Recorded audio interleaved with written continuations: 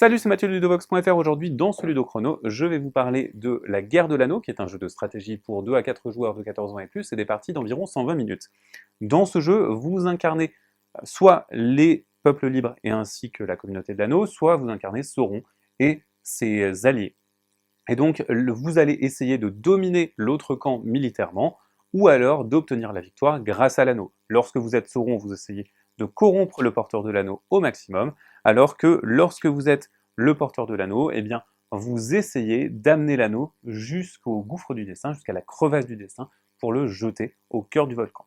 Et vous gagnez la partie instantanément dans ces cas, alors que pour la victoire militaire, ça se joue en fin de tour. Une partie va se dérouler en tour, et lors d'un tour, on va avoir 6 phases. La première phase va nous permettre de récupérer une carte de chacun de nos 2 paquets, mais va également nous permettre de récupérer les dés que nous avions utilisés les tours précédents. Vous voyez que chaque joueur va avoir sa réserve de dés, les peuples libres ont moins de dés, et les forces de Sauron ont beaucoup plus de dés, sachant qu'on va pouvoir en débloquer au cours de la partie. Qu'est-ce qu'on va pouvoir trouver sur ces cartes? Eh bien, ces cartes événements, elles sont assez intéressantes, elles vont avoir un double effet, elles vont avoir un effet de combat sur leur partie inférieure, et un effet d'événement sur la partie supérieure, et pour jouer une carte pour un événement, il faudra dépenser un symbole qui est indiqué ici. Alors on va avoir plein d'événements différents qui sont très asymétriques, qui vont par exemple nous permettre de récupérer Gollum, qui va venir rejoindre la communauté, qui va nous permettre de convoquer certains personnages, de créer certaines situations, ou d'obtenir des renforts. Pour les effets de combat, eh bien, il faudra tout simplement aller en combat, et on pourra jouer une carte événement comme bonus de combat. Voilà pour ce qu'on va pouvoir trouver sur ces cartes événements. Maintenant, on va ensuite passer à la phase de la communauté. La communauté, eh bien, elle est représentée par les porteurs de l'anneau, mais elle va avoir un déplacement qui va être fictif. On y reviendra un petit peu plus tard. Lorsque vous souhaitez la révéler, vous pouvez le faire à ce moment-là, et donc par exemple, si mon marqueur de communauté est sur 5, eh bien ça veut dire que je vais déplacer les porteurs de l'anneau de 5 cases. 1, 2, 3, 4, 5 par exemple, et désormais, je le fais passer à 0. C'est la dernière position connue des porteurs de l'anneau et de la communauté de l'anneau. Et donc c'est à ce moment-là qu'on va pouvoir faire ces actions. Si en plus vous êtes sur une forteresse ou une cité humaine, eh bien, et des peuples libres, eh bien, vous allez pouvoir en bénéficier, vous allez pouvoir soigner la communauté, donc vous gagnez des bonus à ce moment-là. Ensuite, vous passez à la phase de track. Si vous vous déplacez trop vite avec la communauté de l'anneau, eh bien, vous êtes un petit peu plus repérable, et alors les forces de Sauron peuvent essayer de vous intercepter. Mais j'y reviendrai un petit peu plus tard.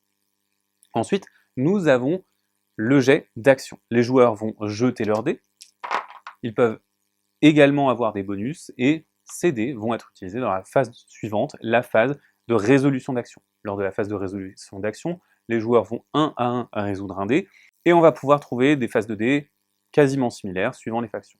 Cependant, sur les faces de dés de Sauron, on va pouvoir avoir des yeux. Et les yeux, ils vont directement dans la zone de track, parce que c'est sa surveillance de la Terre du Milieu. Il va essayer de repérer et de surveiller pour trouver où est la communauté de l'anneau.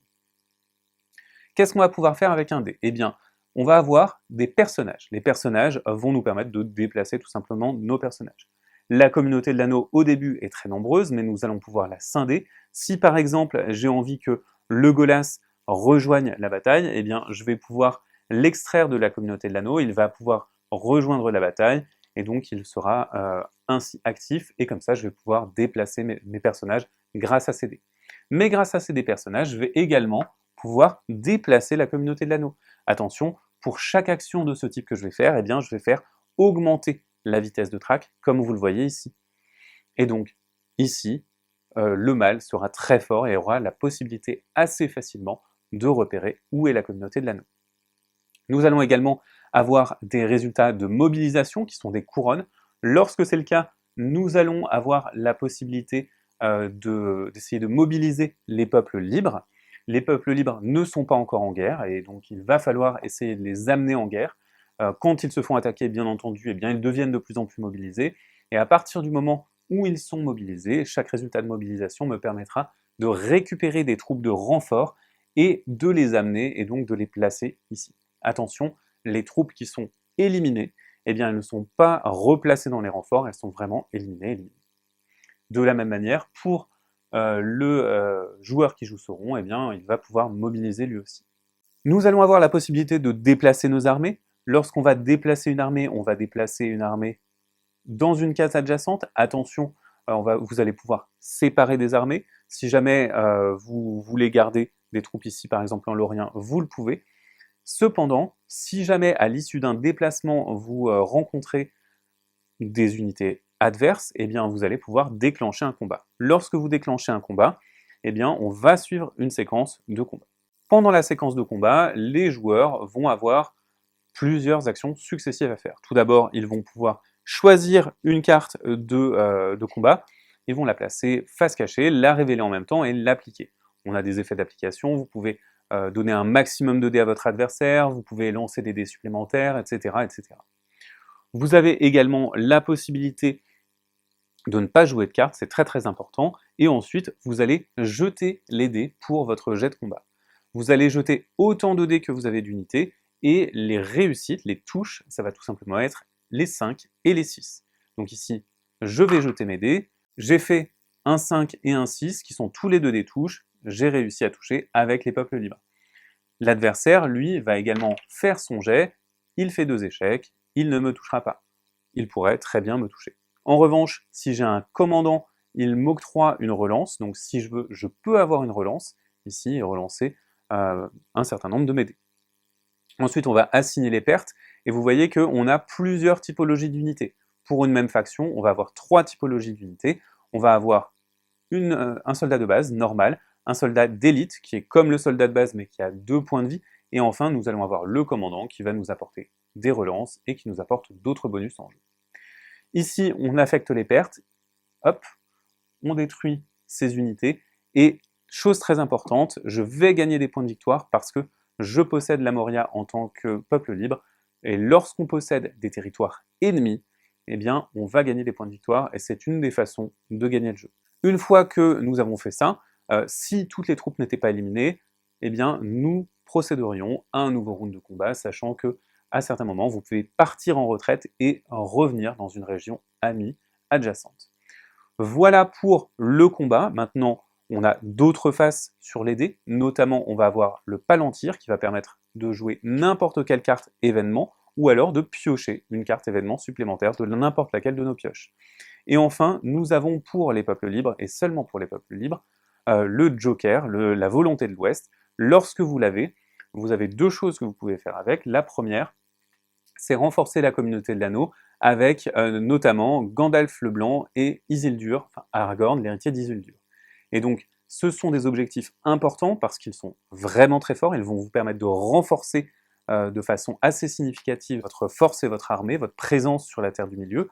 En revanche, il faudra remplir un certain nombre de conditions pour y arriver. Si vous ne pouvez pas ou ne voulez pas le faire, vous pouvez utiliser ce symbole Volonté de l'Ouest comme un joker, comme n'importe quel symbole. Une fois que nous avons procédé à toutes ces étapes, eh bien nous procédons à un nouveau tour si la victoire n'a pas été atteinte. Attention, je vous ai dit que j'allais vous reparler de la traque. Vous voyez que des dés sont restés ici, les dés avec l'œil et les dés personnages qui ont servi au déplacement de la communauté de l'anneau. Eh bien, ces dés, lors de la phase de traque, ils vont être utilisés parce que lors de la phase de traque, Sauron va jeter un certain nombre de dés de combat, maximum 5, il va jeter autant de dés de combat qu'il y a de dés dans cette zone. Donc ici, il va jeter 5 dés, et sur un 6, il va réussir sa traque et tirer une de ses tuiles. S'il ne réussit pas, tant pis, il réessaiera à un autre moment. En revanche, s'il y parvient, s'il a un ou plusieurs 6, eh bien, il va révéler une tuile traque.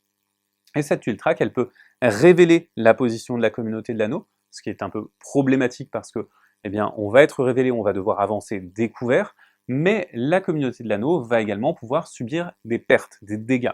Lorsqu'elle subit des dégâts, on va devoir perdre des membres de la communauté de l'anneau, mais nous avons également la possibilité d'utiliser l'anneau, et lorsque nous utilisons l'anneau, eh bien, on va augmenter en corruption pour éponger les dégâts infligés à la communauté. Mais attention, si jamais le porteur de l'anneau arrive à 12 points de corruption ou plus, eh bien la partie est immédiatement perdue pour lui.